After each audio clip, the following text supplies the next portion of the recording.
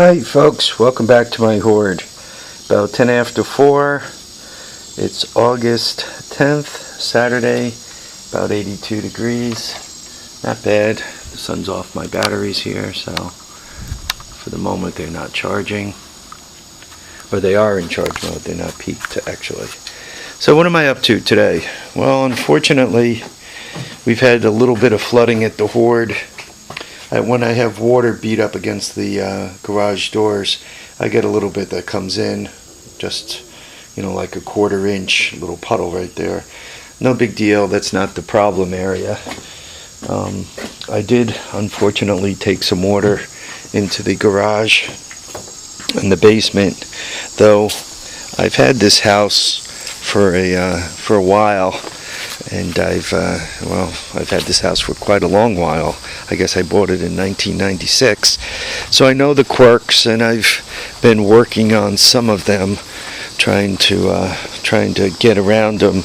But it just seems that every time I kind of make an improvement, the water level goes up a little more, and I have more trouble. Yeah, back in here, I think you guys could see, the floor is wet. Yeah, this place literally floods, and the water will back up from the garage, lean up against the doors here. Well, you guys can't see it, but anyway. So, yeah, I started to vacuum it up.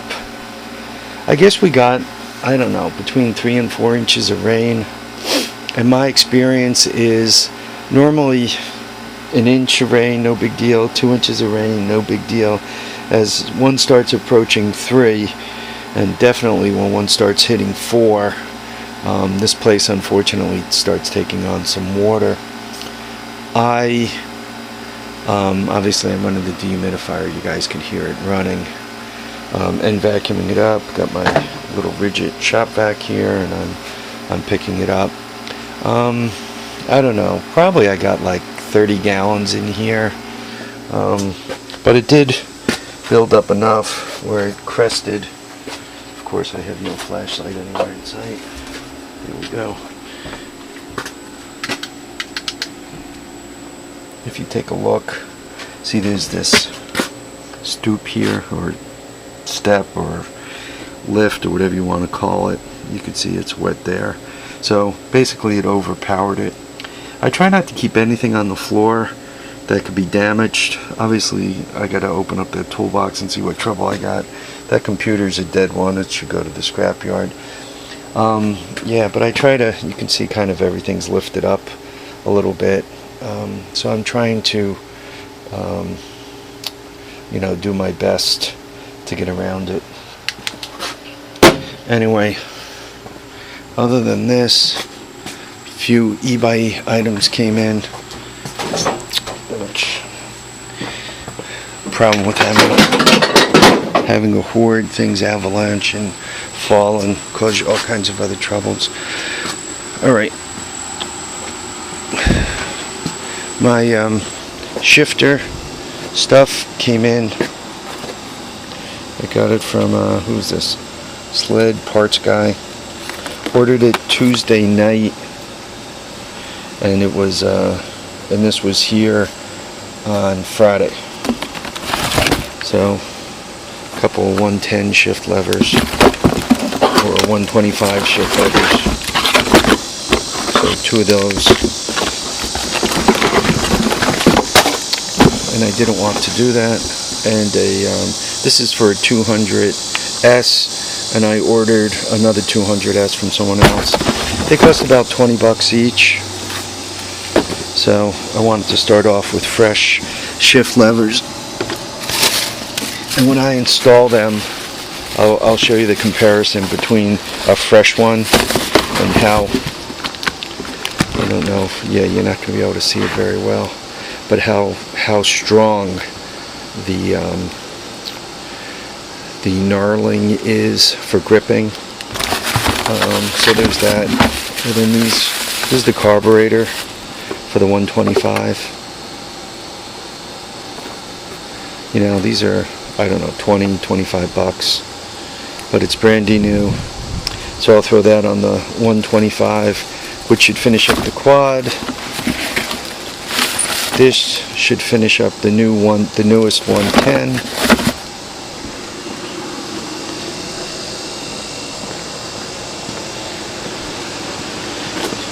I put the shift lever on this guy, and it seems good. It seems like it's holding. It's not rocking or anything. It seems like it's good on the shaft, which is nice. So this one, other than an air filter, is complete. So I need to, actually I just need to put the seat on it and find it a better home than sitting out here in the driveway.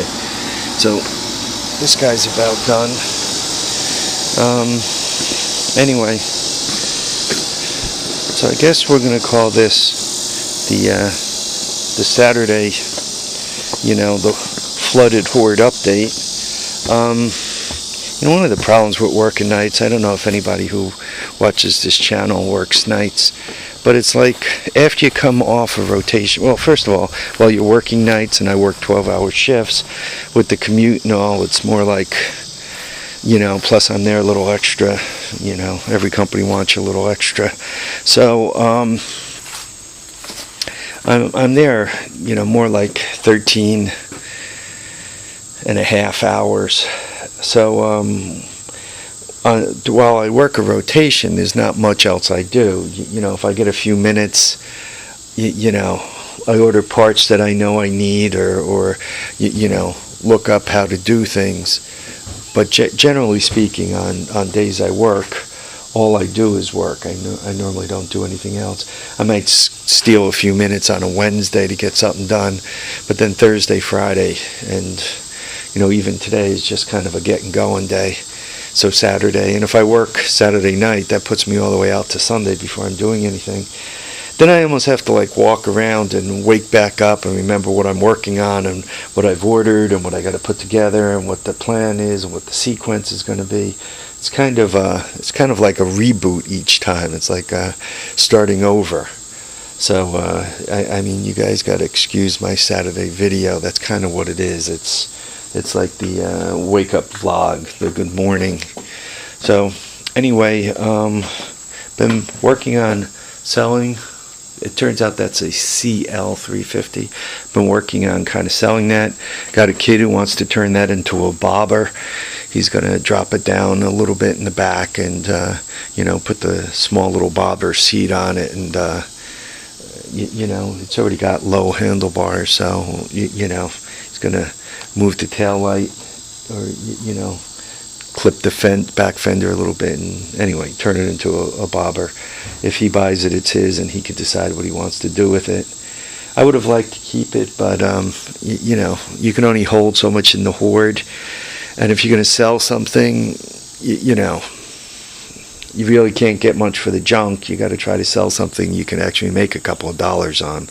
So it looks like it's queuing up to go. Alright folks, I'll let you go. I got to vacuum up water and get back to zero, so to speak, so that I could go forward tomorrow. Live, love, and have a great time. Enjoy the rest of your day. We'll catch up with you tomorrow, probably starting with a flea market vlog and then going on from there. Till then, tires down, handlebars up. Remember, keep your powder dry. Keep your friends close, and keep your enemies even closer. Thanks for watching, subscribing, and commenting.